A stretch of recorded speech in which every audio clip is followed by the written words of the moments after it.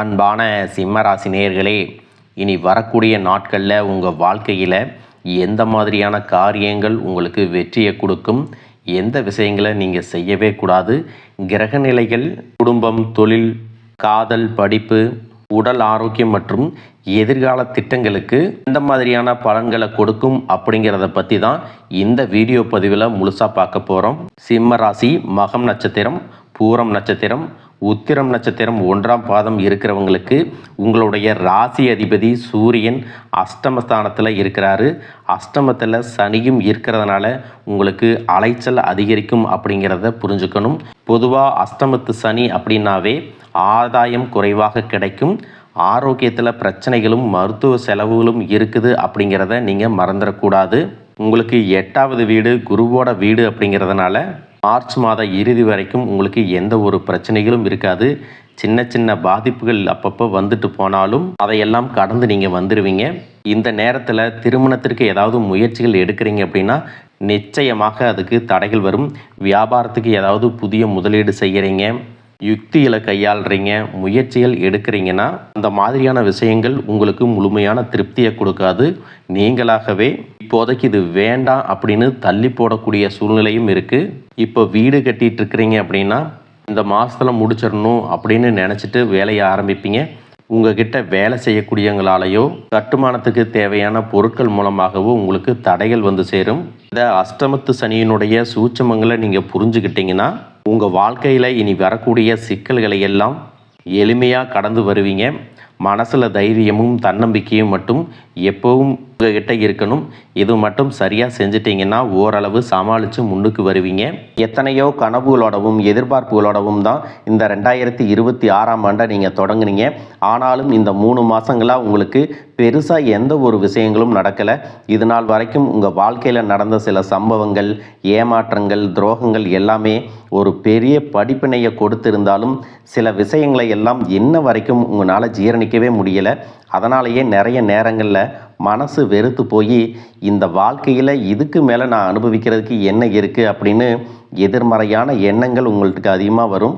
மற்றவங்களுக்காக நான் அனுபவித்ததெல்லாம் போதும், இதுக்கப்புறமாவது எனக்கு பிடிச்ச மாதிரி வாழ்க்கை அமையுமா அப்படிங்கிற ஒரு கேள்விக்குறியோடு தான் நீங்கள் நின்றுட்டுருக்கிறீங்க. எவ்வளவு கஷ்டப்பட்டதுக்கு அப்புறமும் ஒரு லட்சியத்தோடு நீங்கள் செய்யக்கூடிய ஒவ்வொரு விஷயத்தை கெடுக்கிறதுக்கும், உங்களுடைய முன்னேற்றத்தை தடுக்கிறதுக்கும், உங்களை அவமானப்படுத்துறதுக்கும் இங்கே நிறைய பேர் கூடவே இருந்துட்டு முயற்சி பண்ணிட்டு தான் இருக்காங்க. ஆனாலும் அவங்களுடைய சதிகளையும் சூழ்ச்சிகளையெல்லாம் தாண்டி இப்போ வரைக்கும் ஓரளவுக்கு நீங்கள் நல்லா இருக்கீங்க அப்படின்னா உங்ககிட்ட இருக்கக்கூடிய நல்ல எண்ணங்களும் கடவுள் பக்தியும் இது வரைக்கும் நீங்கள் செஞ்ச தர்ம காரியங்களும் தான் உங்களை காப்பாற்றிட்டு இருக்கு. இதுக்கு முன்னாடி நல்ல நண்பர்களாக இருந்திருப்பாங்க, நல்ல உறவுகளாக இருந்திருப்பாங்க. அவங்களே தன்னோட சுயநலத்துக்காக துரோகங்களை எல்லாம் செஞ்சு உங்களுடைய வாழ்க்கையை கெடுக்கணும் அப்படின்னு நினைக்கும்போது இந்த உலகத்தில் யார் நல்லவங்க யார் கெட்டவங்க, யாரை நம்புறது அப்படிங்கிறது தெரியாமல் தான் நீங்கள் புலம்பிகிட்ருக்கீங்க. ஒரு வகையில் இந்த மாதிரி விஷயங்கள் உங்களுக்கு கஷ்டத்தை கொடுத்தாலும் இப்போவாவது இவங்க நம்ம மேலே எவ்வளவு பொறாமையோடவும் வன்மத்தோடவும் இருக்கிறாங்க அப்படிங்கிறத ஓரளவுக்கு நீங்கள் புரிஞ்சிருப்பீங்க. இது எல்லாமே தெரிஞ்சும் கூட நீங்கள் என்னமோ பண்ணுங்க, எத்தனையோ நல்லது செஞ்ச எனக்கு மனசாட்சிக்கு விரோதமாக தப்பு செய்கிறீங்க அப்படின்னா அந்த கடவுள் உங்களுக்கு நிச்சயமாக மிகப்பெரிய தண்டனையை கொடுப்பார் அப்படின்னு தான் கடவுள்கிட்ட உங்களுடைய வேண்டுதலையெல்லாம் வச்சுட்டு கடந்து போயிட்டுருக்கீங்க. இப்போ இருக்கக்கூடிய சூழ்நிலையில் தான் உண்டு தாம் வேலை உண்டு அப்படின்னு தான் இருக்கிறீங்க. இருந்தாலும் உங்களுடைய கஷ்டத்தையும் கண்ணீரையும் மற்றவங்களுக்கு தெரியாத மாதிரி தான் பார்த்துட்ருக்கிறீங்க. உங்களுடைய வாழ்க்கை உங்களை எப்படி புரட்டி போட்டாலும் முடக்கி வச்சாலும் நீங்கள் எப்பவும் போல் சாதாரணமாக இருக்கிறதுனால உங்களை சுற்றி இருக்கிறவங்க எல்லாருமே இவங்களுக்கு என்னப்பா ஜாலியான வாழ்க்கை வாழ்கிறாங்க, இவங்ககிட்ட என்ன குறை அப்படின்னு சொல்லுவாங்க. ஆனால் மனசில் நிம்மதி இல்லாமல், சரியாக சாப்பிட முடியாமல், அவ்வளவு ஏங்க நிம்மதியாக தூங்க முடியாமல் கூட நீங்கள் எவ்வளவு கஷ்டப்படுறீங்க அப்படிங்கிறது உங்களுக்கும் அந்த கடவுளுக்கும் மட்டும்தாங்க தெரியும். இந்த மாதிரி உங்கள் வாழ்க்கையில் திடீர்னு ஒரு பிரச்சனை, உடம்பு சரியில்லை, ஹாஸ்பிட்டலில் பெருசாக செலவு வந்துருச்சு, குடும்பத்தில் அவசர தேவைக்கு பணம் பத்தலை, பிஸ்னஸில் லாஸ் ஆயிடுச்சு அப்படின்னு உங்கள் வாழ்க்கை முடங்கிருச்சுன்னா கூட நின்று உங்களுக்கு உதவி செய்கிறதுக்கோ ஆறுதலாக 4 வார்த்தை பேசுகிறதுக்கோ அவ்வளவு ஏங்க திரும்பி பார்க்க கூட உண்மையான ஆள் கிடையாது. ஆனால் நீங்களாவே ஏதோ தட்டு தடுமாறி எந்திரிச்சு நிற்கிறப்போ உங்களை குறை சொல்கிறதுக்குன்னே நிறைய பேர் தேடி வருவாங்க. உங்கள் சொந்தக்காரங்க தெரிஞ்சவங்க அப்படின்னு எல்லாரும் தேவைக்கு மட்டும்தான் உங்களை பயன்படுத்திக்கிறாங்க. இதையெல்லாம் தெரிஞ்சதுக்கு அப்புறமும் மறுபடியும் அவங்களுக்கெல்லாம் உதவி செஞ்சு ஏமாறக்கூடியவங்களாக தான் நீங்கள் இருக்கீங்க. இந்த வாழ்க்கையில் எப்படியாவது முன்னேறிடணும் அப்படிங்கிறதுக்காக தினம் கஷ்டப்பட்டு உழைக்கிறீங்க. இது நாள் வரைக்கும் என்னுடைய மனசாட்சிக்கு தெரிஞ்சு நான் யாருக்கும் எந்த கெடுதலையும் கஷ்டத்தையோ துன்பத்தையோ கொடுத்ததில்லை.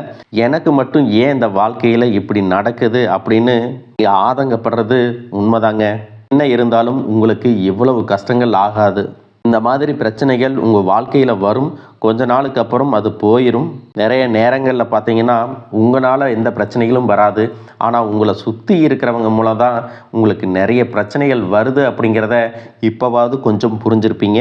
இவ்வளவு நடந்ததுக்கப்புறம் இனி என் வாழ்க்கை மாறுமா அப்படின்னு நீங்கள் கேட்குற கேள்விகளுக்கெல்லாம் பதிலாக தாங்க இனி வரக்கூடிய கிரக நிலைகள் மற்றும் அதன் இயக்கத்தின் காரணமாக உங்களுக்கு நல்ல பலன்கள் எல்லாமே கிடைக்க போகுதுங்க.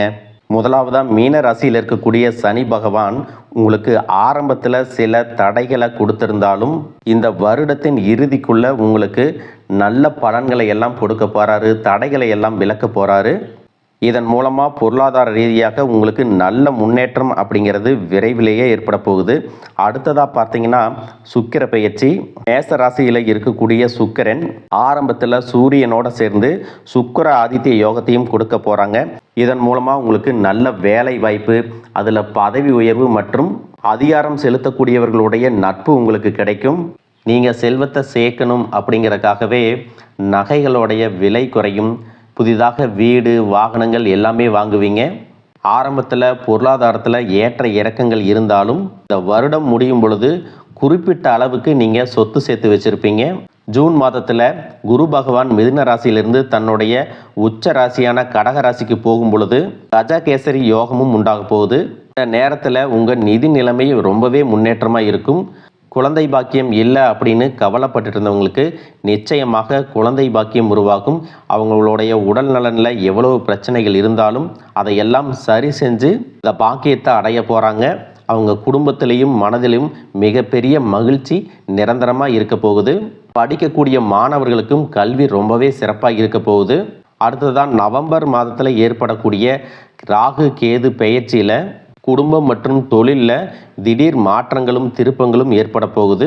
நீண்ட நாளாக நிறைய பேர் உடல்நலம் சார்ந்த பிரச்சனைகளில் முடங்கி கிடந்திருப்பாங்க.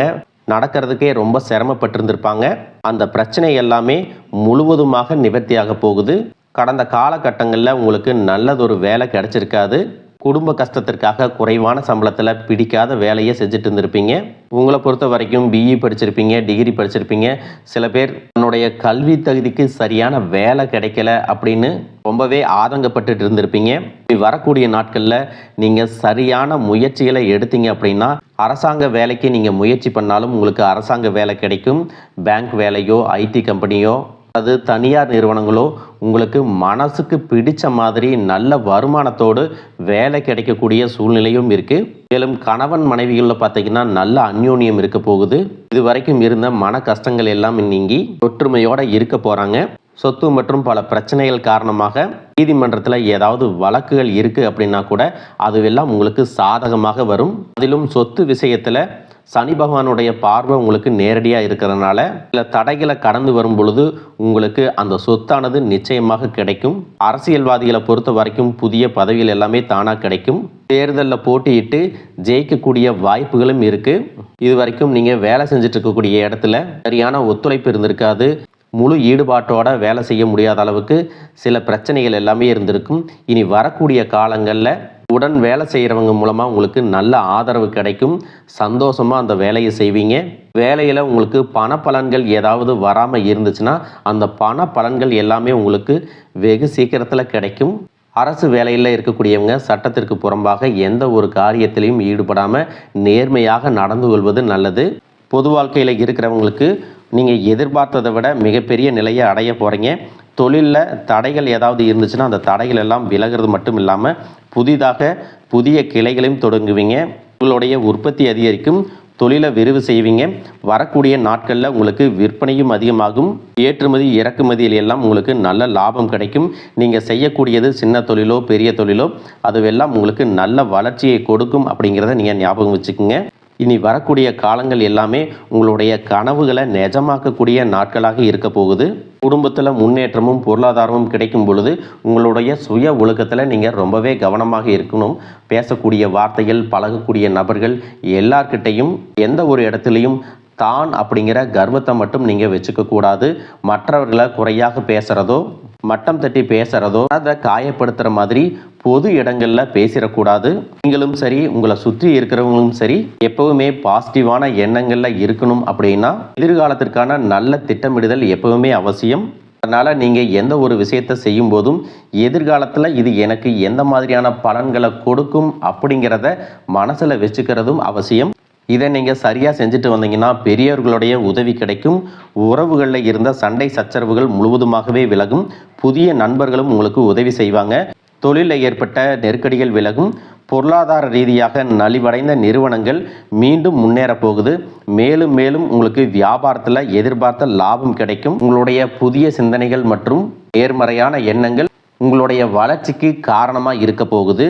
கடந்த காலகட்டங்களில் திருமணம் பார்த்தீங்க அப்படின்னா நிறைய பிரச்சனைகளும் சிக்கலுமாக இருந்திருக்கும். அதிலும் ஜாதகம் சரியில்லை, சொந்த வீடு இல்லை, வசதி இல்லை, பெற்றோர்கள் சரியில்லை, அரசு வேலையாக இருக்கணும், இந்த மாதிரி எத்தனையோ காரணங்களை எல்லாம் சொல்லி உங்களுக்கான திருமணம் தடைகள் ஏற்பட்டிருக்கும். இன்னும் சிலருக்கு பார்த்தீங்கன்னா தெரிஞ்சவங்களாலையும் நண்பர்களாலையுமே திருமணங்கள் எல்லாமே நின்று போயிருக்கும். இந்த மாதிரி இடத்துல உங்களால் எந்தெந்த விஷயத்தையெல்லாம் சரி செய்ய முடியுமோ அதையெல்லாம் சரி செஞ்சுட்டு குரு பெயர்ச்சிக்கு பிறகு நீங்கள் திருமண முயற்சிகளில் ஈடுபட்டீங்கன்னா உங்களுடைய மனதுக்கு பிடித்த மாதிரியான நல்ல வரன் அமையும். குடும்ப வாழ்க்கை சிறப்பாக இருக்கும். உங்களுடைய வாழ்க்கை துணை அழகாக இருப்பாங்க. கை நிறைய சம்பாதிக்கக்கூடியவங்களாகவும் இருப்பாங்க. அதே நேரத்தில் வாழ்க்கை துணையை இழந்துட்டு இரண்டாவது திருமணம் பற்றி யோசிக்கக்கூடிய ஆண்கள் மற்றும் பெண்களுக்கு தன்னுடைய வாழ்க்கையில் வரக்கூடிய துணை, அவங்களுடைய பழக்க வழக்கம், 2 பேருக்கும் கருத்தொற்றுமை இருக்கா, மன பொருத்தம் இருக்கா மற்றும் தேவைப்பட்டால் உங்களுடைய ஜாதகத்தை கூட ஒரு முறை நீங்கள் சரி பார்த்துக்கிட்டு இரண்டாவது திருமணத்துக்கு முயற்சி செஞ்சீங்கன்னா நல்ல வாழ்க்கை துணை அமையும். மற்றவங்க பொறாமப்படக்கூடிய அளவுக்கு நல்லதொரு வாழ்க்கையை வாழ்ந்து காட்டுவீங்க. படிக்கக்கூடிய மாணவர்களுக்கு பரீட்சையில் நல்ல மார்க் வருமா, பாஸ் ஆகுமா அப்படிங்கிற மாதிரி குழப்பங்கள் இருக்கும். வரக்கூடிய தேர்வு முடிவுகளானது நல்ல தேர்ச்சியை கொடுக்கும். ஓரளவுக்கு நல்ல மதிப்பெண்கள் வாங்கி பாஸ் ஆகிறது மட்டும் இல்லாமல் அடுத்தடுத்த மேற்படிப்புகளும் படிப்பீங்க. காதலிக்கக்கூடியவர்களுக்கு சரியான புரிதல் இல்லாமல் போகிறது மற்றும் கருத்து வேறுபாடுகள் காரணமாக பிரிஞ்சிருப்பாங்க. இன்னும் சிலருக்கு பெற்றோர்களே காதலுக்கு தடையாக இருந்திருப்பாங்க.